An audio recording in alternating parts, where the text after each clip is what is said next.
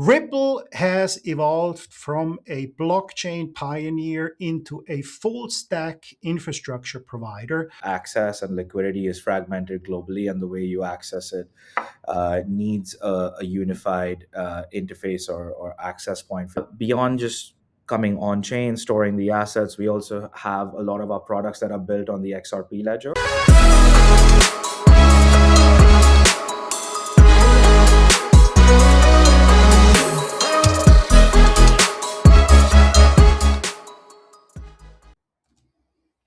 For years, the holy grail of digital assets has been a system that combines the speed of a blockchain with the regulatory rigor of Wall Street. Instant settlement, global reach, bank rate compliance, all on the same rails. Many are still theorizing about it, but one company has been building it for over a decade. Welcome to Beyond Infinity. I'm Andy Flury, founder of Wyden. In this show, we sit down with the people shaping institutional digital assets, the builders, the operators, and the decision makers making this ecosystem real. If you find value in these conversations, please hit subscribe. Questions or topics you'd like us to discuss, please drop them in the comments below. Ripple has evolved from a blockchain pioneer into a full stack infrastructure provider. Over 60 markets, more than 75 global licenses, and the prime brokerage recently joined the DTCC's National Security Clearing Corporate Directory. That's basically Wall Street's clearinghouse connecting directly to the XRP Ledger. Joining me today is Aditya Turakhia, Vice President of Institutional Markets at Ripple. Adi spent nearly a decade at Goldman Sachs in global FX and emerging markets with engagements at Flow Traders and HSBC. He knows traditional finance's engine room, and now he's building the next version of it on blockchain technology. Adi, welcome to Beyond Infinity. Tell us about your journey from Goldman's trading floor to building institutional infrastructure at Ripple. Awesome. Andy, firstly, thank you for having me on the show. Very happy to be here. I've heard previous versions of your podcast and very humbled to be on the show. So just to kick us off, I think going back to when I first started my career in high frequency trading, it was multi-asset at the time. So really getting the inner workings of traditional finance, ranging from commodities to FX, equity products, you name it. And so seeing how you access all of these markets, each of them have their own kinks and nuances. Uh, Very quickly realized that access and liquidity is fragmented globally, and the way you access it needs a unified interface or access point for you to come in. Settlements, super a lot of frictions in that space. Moving value around, not as easy as one would think. And so those were my initial days. As I moved on from high frequency trading, I joined Goldman in their London office within the FX and EM trading businesses. This was more of a COO role, so really engaging on the inner workings of how FX and EM operations work from the ground up. Uh, Again, a very similar theme. Liquidity was fragmented, access fragmented. The main job of market makers is really consolidating liquidity in one spot, allowing for easier price discovery. But along that journey, what we saw is there was an increasingly compressing vol environment. Margins kept shrinking over a period of time, and so the focus for most banks, as regulations started increasing, was how do you optimize expenses, how do you optimize capital, how do you optimize your intraday liquidity costs, which is effectively just trap capital in different places, burning a lot of money. I had the fortune of playing a pivotal role in setting up Goldman's Bitcoin NDF trading desk, which looking at looking at how we set that up, uh, more on my PA was experimenting with the technology, saw that you can move assets very quickly on chain, and in trying to arb value from one place to another was my first foray into XRP. I clicked, and before I knew it, the money was gone. I was like, okay, where's my money? I looked on the other side; it was already there. It was less than 3 to 4 seconds. It takes me longer actually to go through my banking portal and send money around these days. And so something clicked at that moment. It was like, okay, if you can move value from one country to another and it actually show up on two platforms that don't necessarily speak to each other at a very core level, you can actually move other forms of assets on a blockchain. So I was waiting for the industry to mature a little bit before moving in full time. Ripple was always a company I kept at the top of my mind after my experience with XRP, and I feel like it's been a journey ever since. I joined Ripple within their institutional markets team, helping solve for problems around liquidity and liquidity services, starting with cross-border payments, which is the first place where we found lots of trapped capital. And today around on-ramping, off-ramping, our payments product, our trading desk, and so on and so forth. Any liquidity problems that we have, we help solve through a range of Ripple products today. Very cool. So you've actually been on the other side, on the institutional side, as a consumer, and you've seen these real challenges in settlement cycles taking too long, and you early on saw the potential solution with the XRP. Very interesting. I mean, Ripple has been incredibly busy. The 1.2 billion acquisition of Hidden Road is now rebranded to Ripple Prime. That makes you effectively the first crypto company to own a multi-asset prime brokerage business. You've also acquired stablecoin platform Rail and treasury management, GT Treasury. If you could walk us through your product suite post these acquisitions. You mentioned cross-border payments, but what is the problem or the problems Ripple is solving for financial institutions today? Absolutely. So Ripple today takes all of its products and tries to be this bridge between traditional institutions and call it crypto native institutions, and trying to build that bridge. Like, so if you want to operate on blockchain technology, uh, we're helping provide products and solutions for these types of firms to move into the tech space. Um, to simplify this extremely, for a company to actually come in and operate on chain, you first need to bring value on chain. Similar to how you would in the current ecosystem, you have cash and you want to bring it into your digital banking ecosystem, you go to the bank, you deposit some cash. Um, Similarly, in crypto today, you can do that by either going to an exchange and buying digital assets, or you can on ramp through OTC desks using fiat currency. So we have two different types of solutions. One, using Ripple Prime, institutions can come in and on ramp from fiat into crypto assets and continuously trade there. Or you could come to our OTC desk, on ramp. You could come to our payments product, on ramp or off ramp into n number of currencies. Once you bring that value on chain, then you need a solution for actually holding those assets on chain. And depending on who you are, you would like to have different levels of security of how you want to hold those assets on chain. Of course, security and the speed of settlement and the throughput, etc., that you expect uh, come on two different ends of the scale. And so we offer all types of solutions from a custody perspective for people wanting to store those assets. Beyond just coming on chain, storing the assets, we also have a lot of our products that are built on the XRP ledger. So public, permissionless, decentralized ledger that allows you to move value very, very quickly. So in my example before, I was able to move, and very, very consistently, we've done over the XRP ledger has done over 100 million blocks to date, settled in 3 to 4 seconds, very, very consistent time. Gas fees is a fraction of a penny. Very, very scalable infrastructure, and so we use that infrastructure to move as much value as we can on the XRP ledger. Um, and then, what is that really used for? It's used to make payments. It's used to actually move value across from one place to another, post collateral from one place to another. But more importantly, the more recent acquisition that we made with G Treasury, now named Ripple Treasury, um, covers about 1,000 plus corporates today.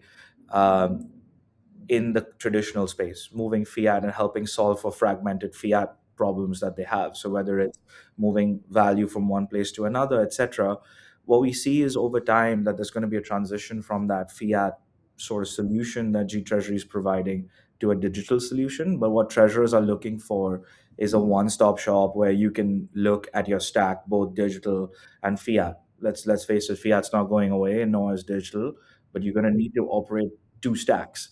And so how do you create the solutions where people can come in, move, store, exchange, and view and manage all these assets is where Ripple's coming in, and how we've set up our company today. We continue to add a number of different solutions to our stack.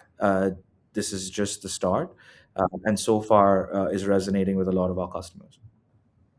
I mean, it's quite incredible, this portfolio of service that you're offering, the on ramp and off ramp, and the actual custody storage of the assets, and then all these on chain services. You're really at the intersection of the digital and traditional finance, and beyond this is the foundation is the XRP system that you have. And I think XRP was always incredibly fast. You mentioned that was at a time when Bitcoin had block times of 10 minutes. XRP was always instant. Now there are also other competing blockchains that are there also very quick in the seconds. Why was XRP so fast from the beginning on, when other blockchains were actually quite slow, at least in the beginning?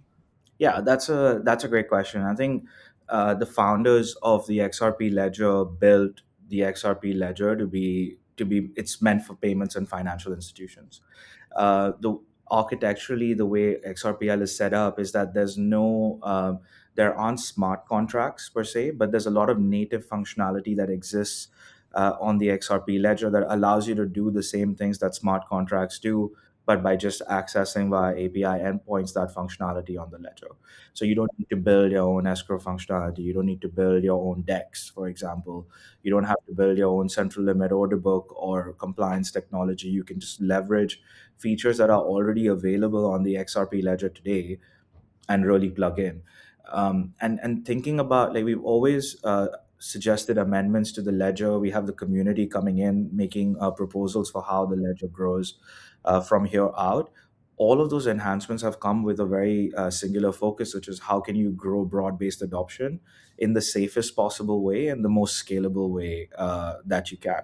And what that means is, and I think this is where the vision was very powerful right from the beginning, is if you go to a Starbucks and you want to buy a coffee, um, you don't want to land up spending $20 or $30 on gas. You also want it to be reliable, that the block time can confirm in 3 to 4 seconds, so that you can make a payment reliably on time. And so those are some of the very basic principles that went into the design of the ledger, just purpose built for payments or movement of value, which is really powerful. Whether it's payments of XRP, a stablecoin on the XRP ledger, or another tokenized asset, it's the same speed cost principle.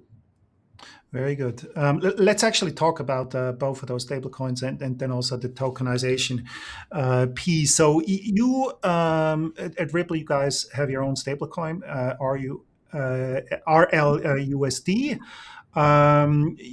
Was launched as a compliance first enterprise grade digital dollar, basically. Why was it necessary for Ripple to launch its own stable coin? I mean, there have been others. There is a Tether, for example, USDC, and many others. How does the RLUSD complement XRP in your liquidity products? Yeah, that's a great question. We get that question all the time. And so, Ripple stablecoin RLUSD, we were set up in December of 2024. It's been it's been about 15, 16 months or so since we started. About 1.6 billion in market cap. We're a top five fiat-backed stablecoin today, growing very quickly across a number of different business segments. I can touch on what those are. But just going back to the history of why we set up the stablecoin in the first place, uh, when Ripple started off, Ripple was building a lot of its solutions on the XRP ledger. Payments was one of them, and we were using at that time liquidity was very fragmented, but XRP liquidity was let's say at a lead relative to any kind of stablecoin liquidity at that specific point in time. XRP was uniquely positioned to be a good bridge asset in that environment, moving from point A to point B very, very quickly. In of itself, ignoring the volatility in when you move the value so quickly across different jurisdictions and you compress it over time, the vol is actually very, very small. So we were able to get value from, let's say, the UK to Mexico, the US to Singapore in a very, very short order, using XRP as a bridge asset. During our rebalancing exercises, etc., we were one of the top five consumers or minters of stablecoin as a result of how large we had become as a payments organization. When we were rebalancing our treasury, being crypto native, we were using stablecoins to a very large extent, which prompted us to think, if we're such a large consumer of stablecoins, why not bring it in house? Do it in a way where we feel it's right. We found a lot of problems in the way, and you've probably seen a lot of the headlines on stable coins in the space. It was a unique innovation at the time, but no one had a playbook of what good would look like for a stablecoin. So as the Genius Act, etc., started coming up and providing that guidance of what a good stablecoin looks like, we, even in anticipation of that, um, went to issue a stablecoin regulated by the New York DFS. Made sure we've done it at the highest possible standards, backed only by high quality liquid assets, government treasuries, money market funds with three months or less of duration. We store our cash at GSIBs. Our reserves sit largely at very large, some of the largest custodians in the world, very well diversified. And so the credit footprint is very, very strong. We also over collateralized 103% with monthly attestations and transparency, which the street really values. So from a credit perspective, it removes a lot of the uncertainty on what backs your stablecoin. Is it real? Is someone independently auditing your stablecoin, etc.? So we wanted to do that because most of our customers are institutions, and want to operate in a token that is secure and credit worthy. And taking that same narrative, you can now use the stablecoin in n number of settings. In a TradFi setting, we're seeing applications in initial margin and variation margin, on-chain repo, early days for FX transactions. Of course, on the DeFi side, we're seeing a lot of growth on centralized exchanges, but on the decentralized side, also adoption within Ethereum and other ecosystems. On the payment side, which is our core bread and butter, cross-border payments, agentic commerce, payroll type applications are seeing early promise. But more importantly, and this is why we started our stablecoin, is really integrated into Ripple's core stack. Payments, prime, trading, movement, and rebalancing of treasury, all of that falls into why we started our stablecoin chain.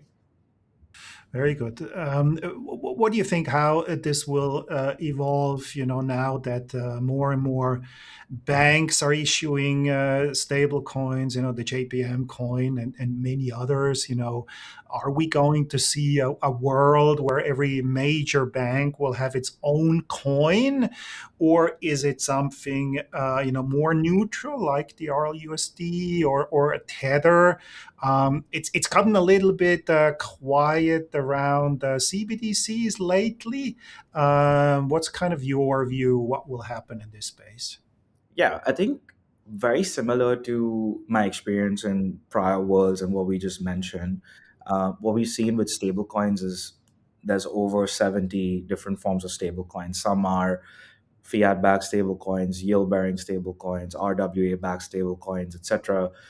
Wide range of different currencies that people are trying to represent with different forms of stablecoins. Also, tokenized deposits, like you mentioned. We will continue to see a proliferation of these types of stablecoins. So the main goal for most of the players entering the space is to move into the tokenized form of any value that they have, so that they can start extracting what that value looks like. I expect a very large number of stablecoin issuers, each or issuers of tokenized cash, should I say, each of them having their own niche, their own network, their own value proposition that they're doing slightly different from someone else. Similar to how you see so many businesses today and different flavors of what they look like. Uh, we expect to see that continue across the board. Um, each of these solutions will be suitable for different sorts of people. For an institution, maybe one type of fiat-backed stablecoin with a high grade of certainty, transparency, trust, etc., is very important. For another, a non-dollar backed stablecoin is more appropriate for their use for local currency movements or payments in that domestic jurisdiction.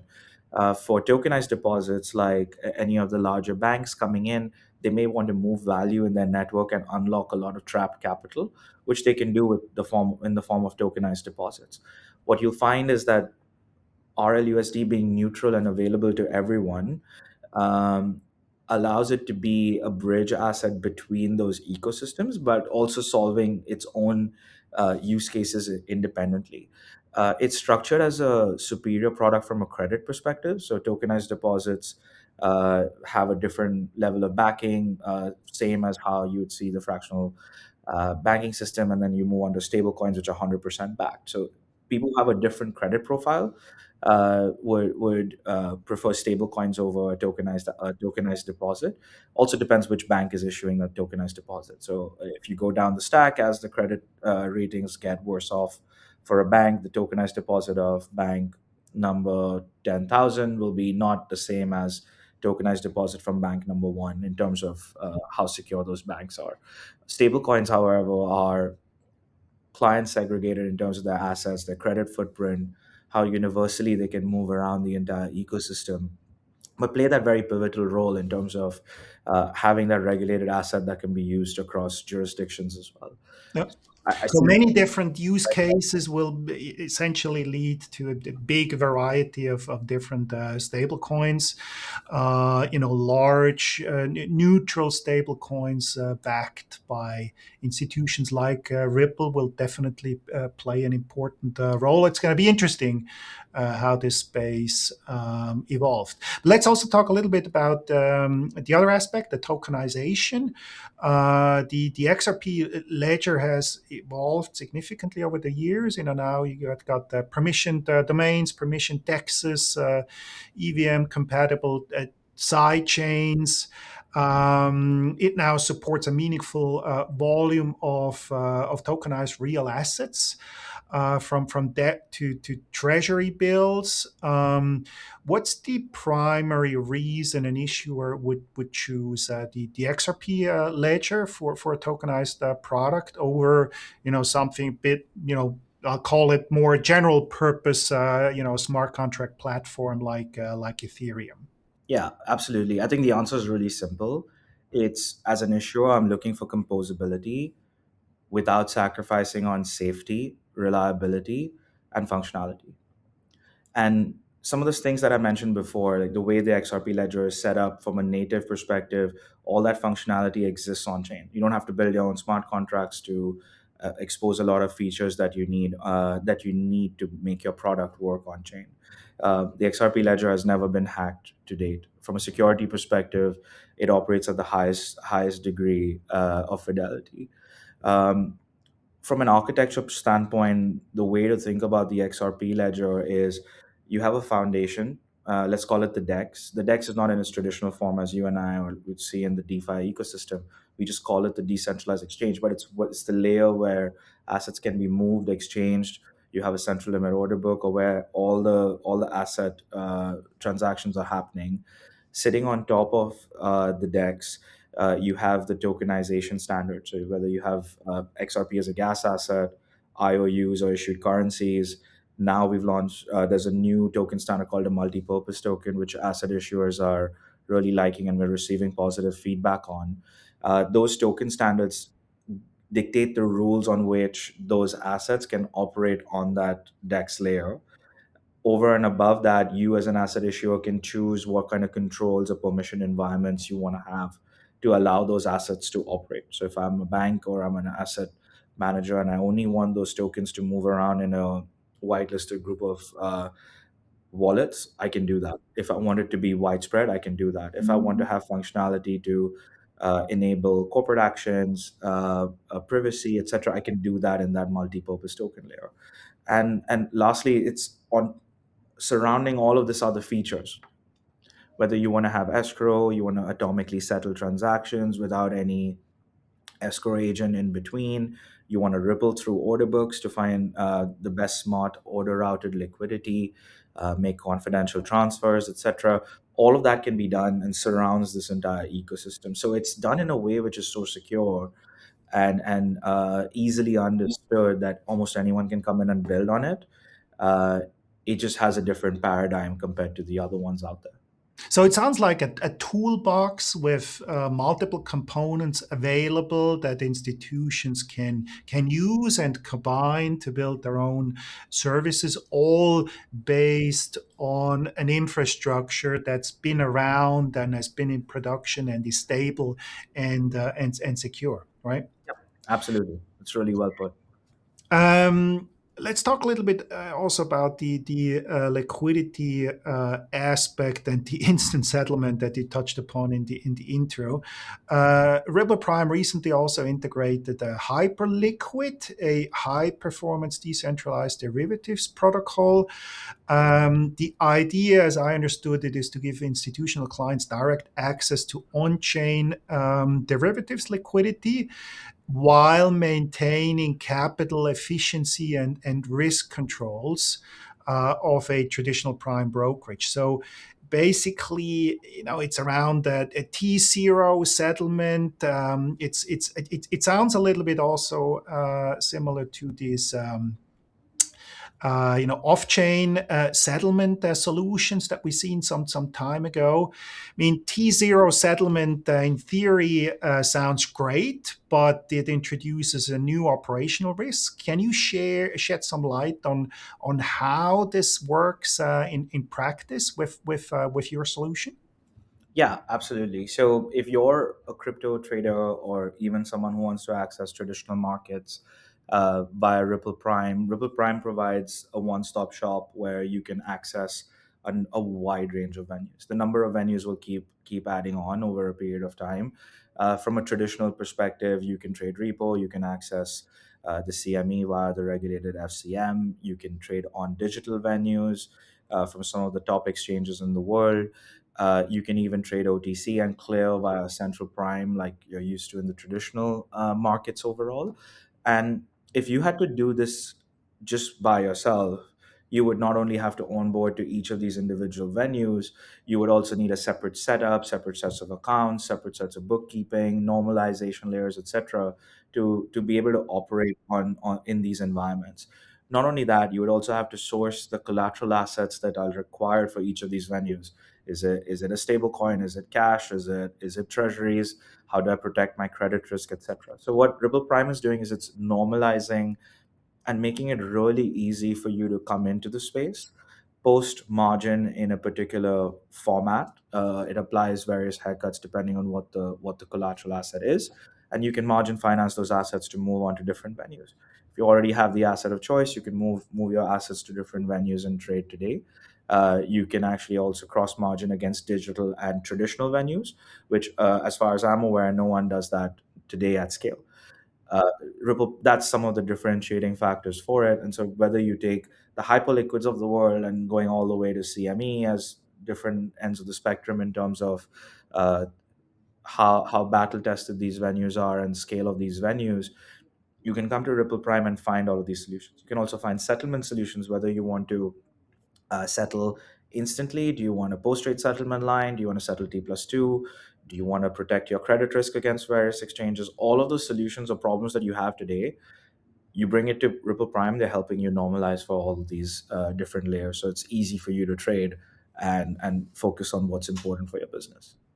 Very interesting. I mean, that's a real problem you're solving in the industry. It's been probably one of the biggest hurdles that we have seen, and it sounds like you found a solution for this.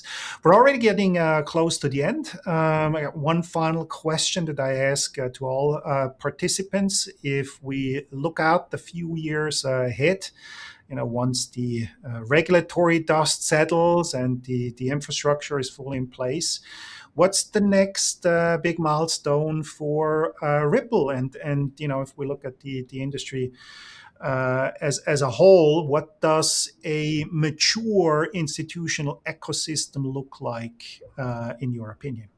Yeah, I think it's very interesting. I'd love to see what everyone else said too. For me, a mature ecosystem is one where there would be multiple solutions. There's no one size fits all at any given point in time for any business line. There's no one size fits all. You would see a large number of assets tokenized. You'd see a number of different players, like I was mentioning, for stable coins over a period of time. But the technology layer would get abstracted away in almost entirely.